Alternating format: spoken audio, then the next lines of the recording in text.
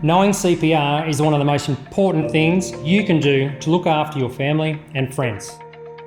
That's because most cardiac arrests happen at home. And when bystanders like you take action, the survival rate doubles. We know that CPR can seem scary or stressful, so we're going to talk you through how to do it in just a couple of minutes. Keep in mind that when you call 000, the call taker will tell you what to do and send us straight away. But knowing what to do before we arrive makes all the difference. With cardiac arrests, seconds count, and it's up to all of us to know what to do to save a life. So, grab a pillow or a call push shock kit if you have one, and a space on the floor, and let's get started. Over to you, Jess. When it comes to responding to a cardiac arrest, we can break it down into 3 simple steps: call, push, shock. Okay, the first step is to recognise that when someone is unconscious and not breathing normally, they may be in cardiac arrest, and you need to call 000 immediately. Cardiac arrest means the heart has stopped beating normally and immediate action is needed. So call 000, put it on loudspeaker, and the call taker will talk you through how to do CPR. They might ask you to check the patient's breathing, but at this point, the most important thing for you to do is to just call 000 immediately. All right, the second step is to push. Push hard, push fast. And there's no need for you to do mouth to mouth anymore. Just use your hands. If there's someone else with you, take it in turns doing CPR. Swap every 2 minutes, as it's really tiring. You'll need to continue these compressions until we arrive and take over. Here's a few things to keep in mind as you're doing compressions. Put the person on the floor if possible, not a couch or bed. Kneel next to their chest, with your knees about shoulder width apart. Put the heel of your hand in the middle of the chest, directly between the nipples. Place your other hand on top and lock your fingers together like this. Try and keep your fingers off the chest. This will keep your weight on the right part of your hand. Lean over the chest with your arms straight and elbows locked.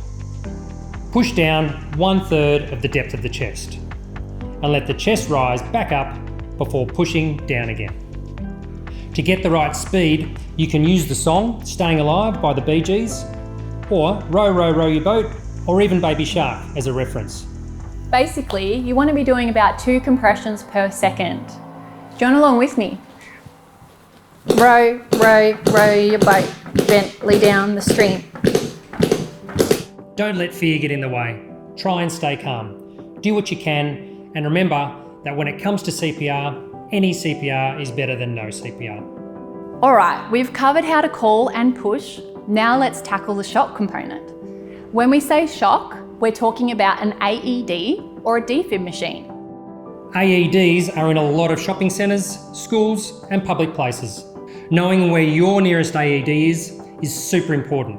There are many types of AEDs in the community. This is just one variety, but they're all just as easy to use. Just keep a lookout for this sign. So, if you're nearby to one, or someone can grab one for you, here's what to do. Turn it on and follow the instructions. That's it. AEDs are totally safe for anyone to use. They analyse the patient's heart and only deliver a shock when needed. You don't need training to use one, and there's an automated voice that will tell you what to do.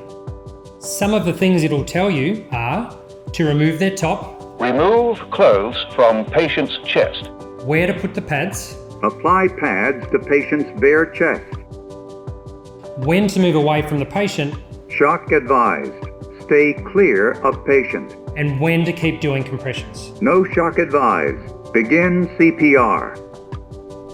So there you have it. Call, push, shock. Call 000 immediately. Push hard and fast between the nipples and shock if an AED is available. Remember, when you call 000, the call taker will tell you exactly what to do, and we'll be on our way as quickly as possible. Thanks for joining Jess and me today to learn CPR and how to use an AED. These are 2 of the most important things you can possibly do to keep your loved ones safe. Take care.